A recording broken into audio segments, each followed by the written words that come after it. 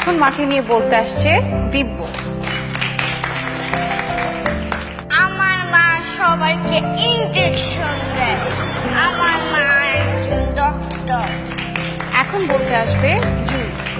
আমার মা একজন ফ্যাশন ডিজাইনার। আমাদের একটা শোরুম আছে, সেখানে অনেক ড্রেস পাওয়া যায়। Thank you. এবার বলবে নিধি। আমার আম্মা একটা বড় স্কুলের টিচার। কলেজ বড় বড় স্টুডেন্টদের পড়ায়। Thank you. মাকে নিয়ে এবার বলতে আসছে উনাইসা।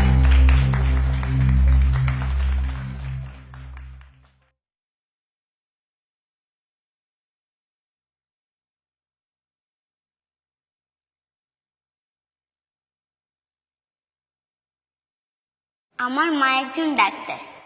আমার যখন অসুখ হয় তখন মা আমাকে স্যুপ খাইয়ে দেয় আর আমি ভালো হয়ে যাই। আমার মা একজন ফ্যাশন ডিজাইনার। মা আমাকে সাজিয়ে দেয়, চুল বেঁধে দেয় আর সুন্দর সুন্দর ড্রেস বানিয়ে দেয়। আমার মা বেস্ট টিচার। মা আমাকে সায়েন্স প্রজেক্টে হেল্প করে। মা আমাদের বাসার বস। বাসার সব কাজ মা একাই করে।